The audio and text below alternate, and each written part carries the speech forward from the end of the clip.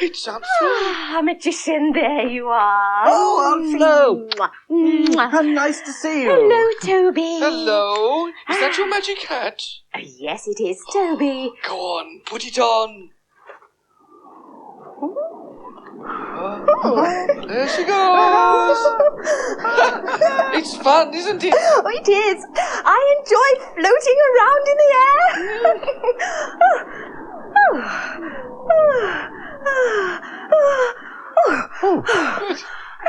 Yes, floating is fun. Oh, but it would be nice to fly away once in a while. Like Peter and Paul. Huh? Yes. Peter and Paul, who are they? Oh, you know. Two little dicky birds sitting on a wall. One named Peter and one named Paul. Fly away, Peter. Fly away, Paul. Woo! Come back, Peter. Woo! Come back, Paul. Well Very done, good, Toby. Well done, Toby. Flo. Yes, I'd like to fly away just like them. I'm going to visit my friend today, and it would be fun to fly there instead of catching the bus. I wonder. Ooh. Have you got any flying spells, Magician? Yes, I have. Oh. And if I was to put a spell on your hat, I could change it from a floating hat into a flying hat. Oh, splendid. A flying hat. How wonderful. I'd love to have a flying hat. And so you shall, Aunt Flo. Piano! You shall have a flying hat, a flying hat. Just fancy that. You shall have a flying hat to help you fly away. Over fields and towns you'll fly, high in the sky.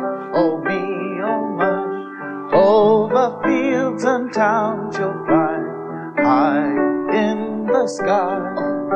For you shall have a flying hat, a flying hat.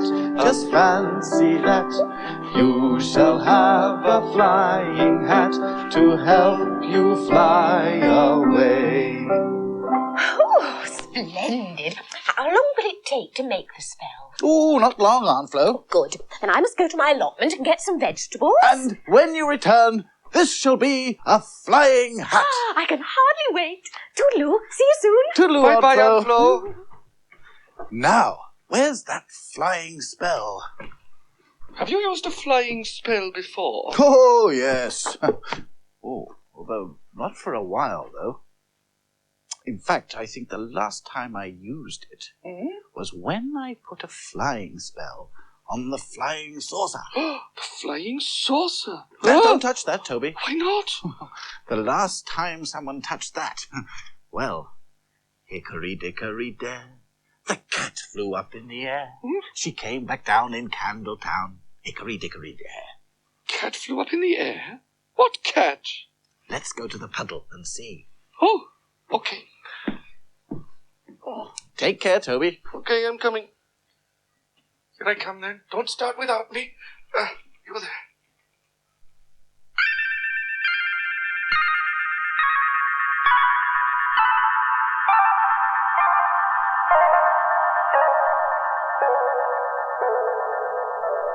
Tessa Catchermouse is a little grey cat.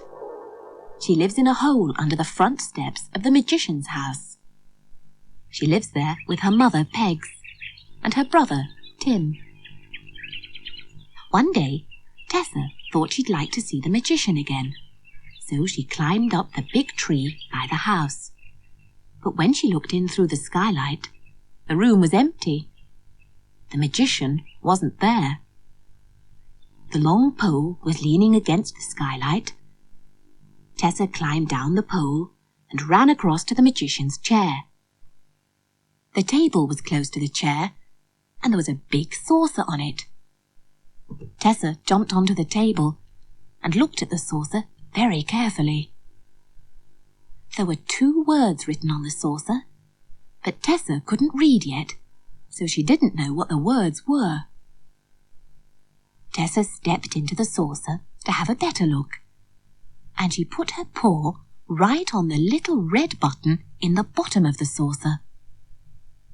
The moment she touched the button, the saucer flew up in the air. Tessa was very excited. "It's a flying saucer! I wish it would fly somewhere!" At once, the saucer flew out of the window. It flew over the roof and over the garden. It flew over the streets and over the houses in the town. It flew on and on and on. At first, Tessa was very excited.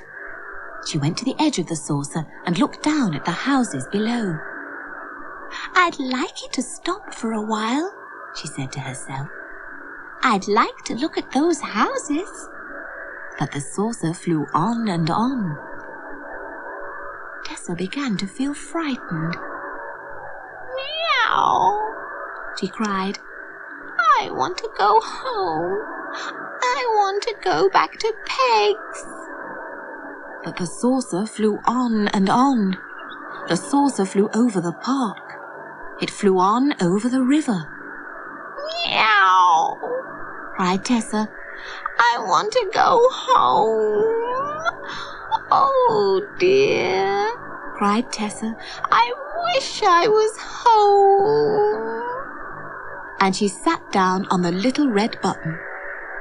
The saucer spun round and round, and Tessa almost fell off. Then the saucer stopped spinning and started off again. And this time it started for home. The saucer flew back over the park. It flew back over the river. It flew back to the magician's house at the end of Puddle Lane. When it got there, the saucer flew very slowly down. It landed just outside the hole in the steps where Tessa lives. "Tessa," cried Pegs, "where have you been?"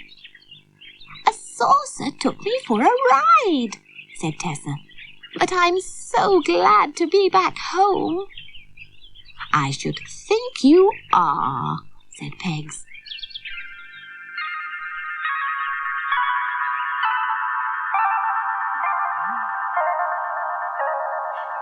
That must have been exciting for Tessa. Oh, yes. Hickory-dickory-dare, the cat flew up in the air. She came back down in Candletown.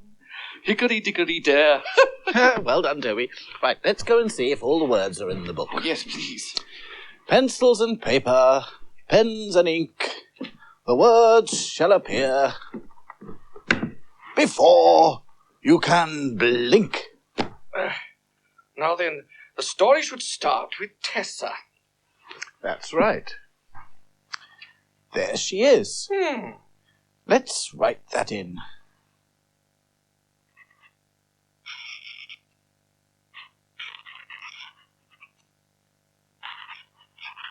Tessa.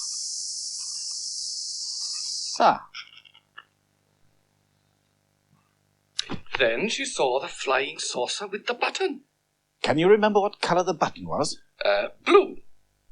No, not blue. Yellow? Mm-mm. I know. Red. You looked. That's right. And when she touched the button, she flew away. Look. Here's the picture. Oh, yes. The saucer flew out.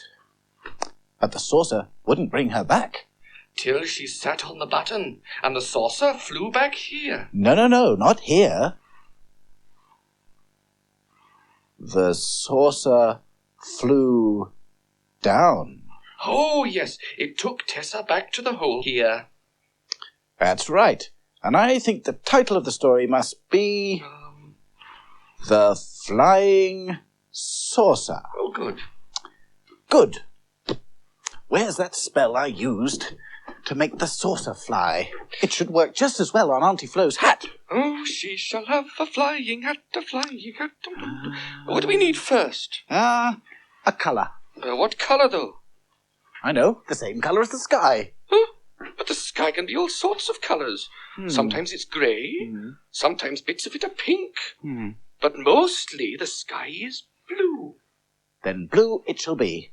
And we'll need something that begins with the same sound as blue. I know. Buttons. Oh, yes. And here's a blue button. Just right. Here you are, Cauldron. A blue button. Thank you. You're welcome. Now, we need something that begins with the same sound as flying. F. I know. Some fruit. Oh, yes. Cauldron likes fruit. Here you are, Cauldron. Delicious.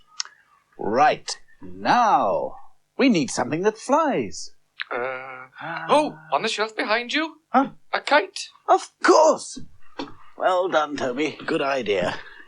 Here we are, Cauldron. A kite. Bravo. Very good. Now, you'll want a tune for this flying spell, I expect. Yes, please, Cauldron. How does it go? As far as I can remember, it's pom, pom, pom, pom, pom. Thank you, Cauldron. Yes, that's it. Pom, pom, pom, pom, pom. Right. All together now.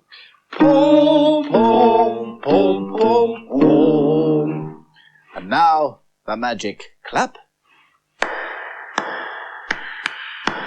Now everything's ready except for the magic rhyme. Puddle, muddle, muddle, puddle, just like a bird up in the sky. Muddle, puddle, puddle, muddle, a click of my fingers to make the hat fly.